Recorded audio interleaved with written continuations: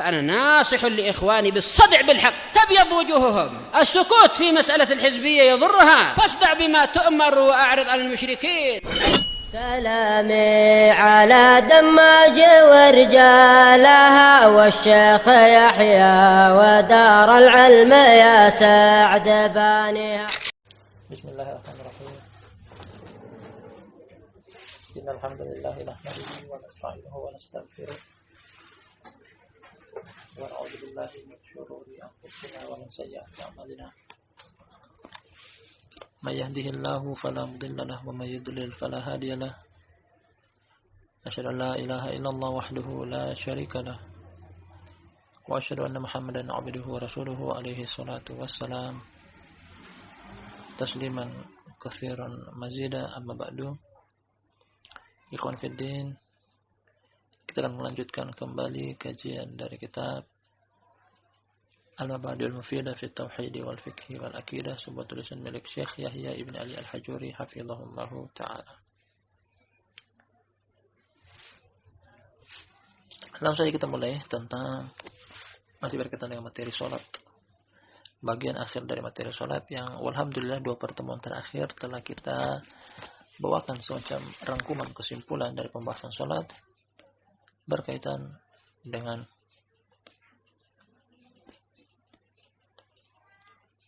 pembahasan tentang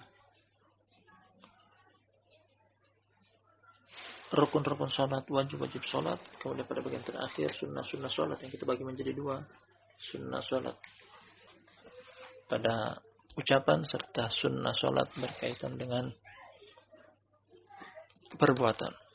Kali ini, mungkin pada pertemuan kali ini kita akan jadikan sebagai bagian akhir dari materi sholat berkaitan dengan gerakan sholat. Kali ini kita akan sebutkan hal-hal yang dimakruhkan di dalam sholat serta hal-hal yang merupakan pembatal sholat. Sebelum kita lanjutkan tentang makruh yang dilakukan di dalam sholat serta yang membatalkan sholat, 2 hal ini merupakan perkara yang dilarang di dalam sholat untuk dilakukan. Namun makruh sholat apabila dilakukan tidak sampai membatalkan sahnya sholat, hanya saja mengurangi pahala kesempurnaan sholat. Tidak sampai membatalkan sholat, namun mengurangi kesempurnaan pahala sholat. Adapun yang membatalkan sholat, nanti kita akan baca juga, apabila dilakukan berarti sholatnya batal, harus dibatalkan, kemudian diulangi dengan niat yang baru. Langsung saja kita mulai dengan perkara-perkara yang dimakruhkan di dalam sholat. Ada beberapa poin. Yang paling pertama menengok tanpa ada hajah. Banyaknya menengok tanpa ada hajah. Nah, meskipun hal ini tidak sampai membatalkan sholat, namun perkara yang dimakruhkan mengurangi kesempurnaan pahala sholat. Tengok ke kiri, tengok ke kanan. Nah, ini yang pertama. Kemudian yang kedua, mengangkat pandangan ke arah langit. Datang larangan dari Nabi SAW akan hal tersebut. Kata Nabi SAW, la yantahiyanna aqwamun bi rafi absarihim ila sama. Nah, artinya datang larangan untuk mengangkat pandangan mata ke arah langit ketika di dalam salat. Kemudian makruh salat yang lainnya juga adalah menutup kedua mata ketika terjadi salat. Pertama kita simpulkan bahwa ini perbuatan yang makruh karena tidak pernah dijumpai dari Nabi SAW beliau melakukan hal tersebut. Kemudian tidak juga dinukil dari para salaf mereka melakukan hal tersebut. Dan hukum asalnya dalam ibadah adalah hendaknya menggunakan dalil. Jadi dilarang untuk menutup mata selama proses kegiatan salat berlangsung. Mulai dari awal salat, dari takbiratul ihram sampai penutup salat dengan salam, hendaknya tidak menutup kedua mata, karena ini tidak pernah dilakukan oleh Nabi SAW. Demikian juga tidak pernah diukur dari para salaf. Dengan mata terbuka, ketika seseorang sholat dengan mata terbuka. Nah, yang berikutnya adalah tentang makruh-makruh sholat. Yang selanjutnya, masuk dalam sholat, masuk ke sholat dalam keadaan menahan al-akhbasan. Artinya menahan sesuatu yang ingin keluar seperti buang hajat besar ataupun kecil. Nah, atau mohon maaf menahan ketika ingin buang angin. Artinya seseorang yang hendak sholat, kemudian ada muncul sesuatu ini seperti hendak keluar dari dua jalan, kubul dan dubur. Baik itu benda cair, padat ataupun gas. Kemudian dia paksakan untuk sholat. Ini makruh. Hendaknya diselesaikan hajatnya. Diselesaikan dulu hajatnya. Setelah itu baru dia masuk ke dalam sholat. Karena ketika sholat sedang berlangsung dalam keadaan menahan dua hal ini, otomatis sholatnya tidak akan khusyuk, terganggu, menahan, menepis. Apabila ada hal tersebut, hendaknya diselesaikan dulu hajatnya. Nah, setelah selesai baru masuk ke dalam sholat dalam keadaan dia tenang, tanpa ada yang mengganggu dia dari beberapa hal yang akan keluar dari dua jalur. Dan ini makruh.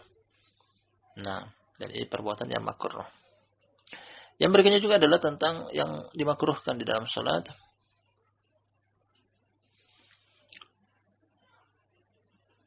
Ketika telah dihidangkan makanan. Ketika telah dihidangkan makanan, kemudian tiba waktu sholat. Anjuran dari Nabi SAW untuk menyelesaikan makanan. Makanlah makanan yang sudah dihidangkan. Setelah selesai baru dia beranjak ke sholat. Meskipun sholat telah ditegakkan. Dengan alasan dari Nabi SAW bahwasanya seseorang yang makanan sudah dihidangkan, telah terlihat saji di depan mata, kemudian dia pergi menuju ke sholat, pikirannya akan terganggu, menyebabkan khusyuk dalam sholatnya terganggu. Tidak akan hadir yang namanya kekhusyuan di dalam sholat. Kata Nabi SAW dalam hadis muttafaqun alaih, la sholata bihadratit ta'am wala wa huwa yudafi'uhu al-akhbathan. Kata Rasulullah SAW yang artinya adalah tidak ada sholat ketika makanan sudah dihidangkan. Nah, ketika makanan sudah dihidangkan. Tidak ada sholat juga bagi orang yang menahan keluarnya dari dua jalur. Sesuatu yang ingin keluar dari dua jalur. Jadi dua poin terakhir ini, landasan hukumnya adalah apa yang kita sebutkan. Juga kata Nabi SAW dalam sebagian hadis, Idza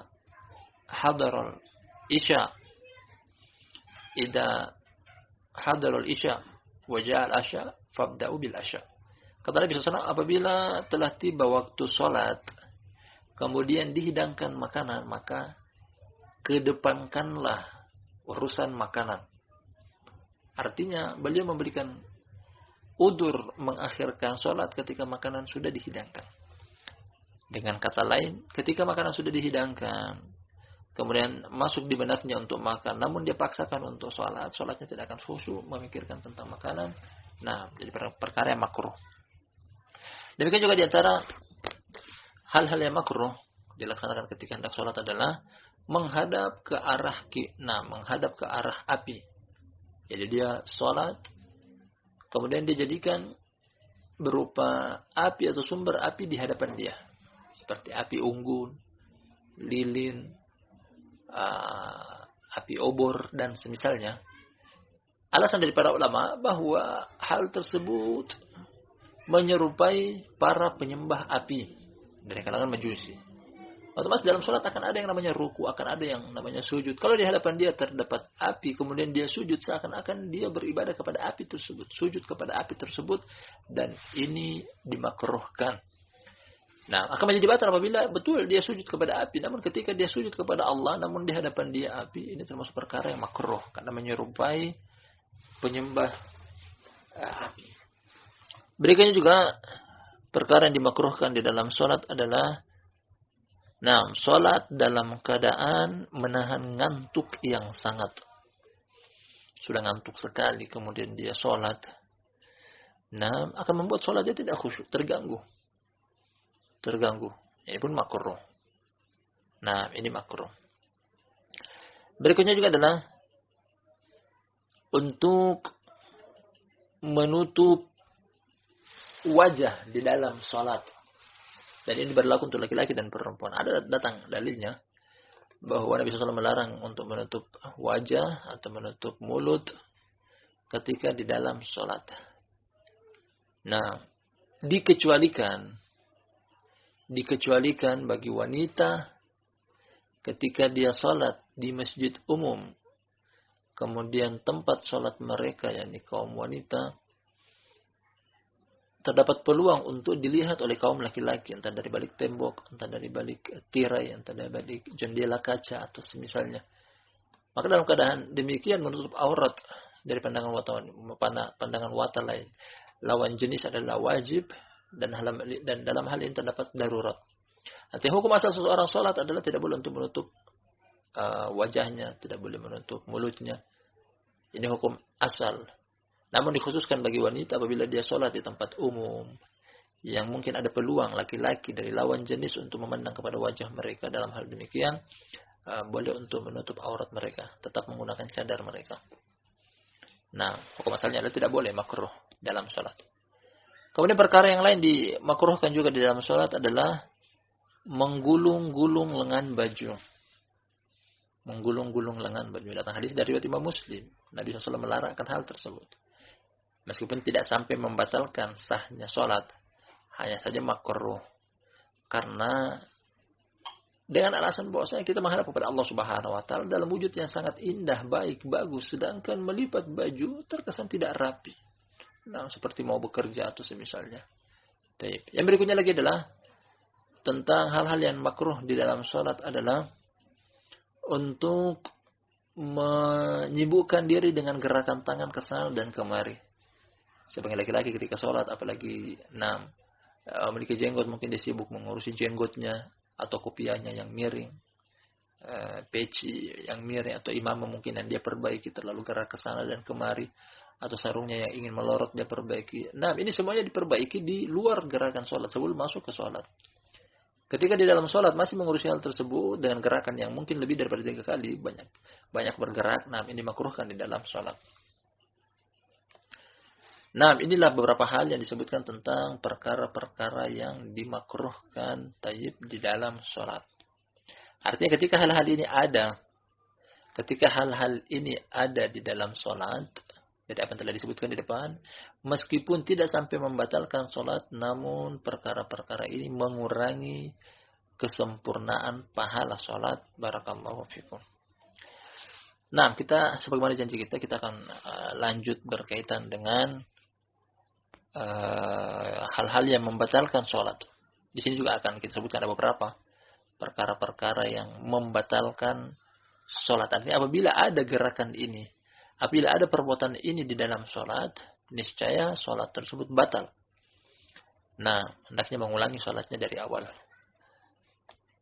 Kalau dia sengaja melakukan hal ini di dalam sholat, bisa kufur. Karena bermain-main dengan syariat adalah kekufuran. Nah, kita akan sebutkan satu persatu. Di antaranya adalah yang pertama. Pembatal sholat pertama adalah sengaja berbicara. Nah, sengaja berbicara. Dengan pembicaraan selain daripada zikir, wirid, doa di dalam Al-Quran. Sengaja berbicara. Entah dengan orang di samping dia atau dalam keadaan dia sendiri. Pada pembicaraan yang bukan merupakan bacaan, zikir atau doa di dalam sholat. Nah, ini membatalkan sholat. Kemudian yang berikutnya yang menyerupai berbicara adalah tertawa terbahak-bahak. Dia melihat sesuatu di hadapan dia mungkin lucu, apabila mungkin respek dari dia manusiawi melihat sesuatu yang lucu. Namun ketika terbetik dalam pikiran dia untuk tertawa dan dia menahan, hanya sekedar tersenyum, dia berusaha untuk tidak ketawa. Nah, ini tidak mengapa. Tapi ketika tertawa kemudian mengeluarkan suara terbahak-bahak, itu termasuk pembatal sholat. Nah, yang berikutnya juga adalah yang membatalkan sholat adalah pembatal wudu. Apabila dijumpai pembatal wudu ketika seseorang sementara sholat, dari apa telah kita sebutkan sebelumnya. Di antara pembatal wudu adalah sesuatu yang keluar dari 2 jalan, kubul dan dubur. Nah, di antara pembatal sholat adalah makan daging onta dan semisalnya. Dari 7 perkara yang telah kita sebutkan tentang pembatal wudu. Itu juga merupakan pembatal sholat. Nah, yang berikutnya juga di antara pembatal sholat adalah meninggalkan rukun-rukun sholat serta kewajiban-kewajiban sholat secara sengaja. Secara sengaja. Nah, meninggalkan kewajiban sholat dan rukun-rukun sholat secara sengaja. Sholatnya batal. Namun apabila dia meninggalkan entah itu rukun atau wajib tanpa sengaja, telah terdahulu penjelasan dari pertemuan-pertemuan sebelumnya. Apabila rukun yang ditinggalkan, hendaknya ditebus dengan 1 rakaat sempurna.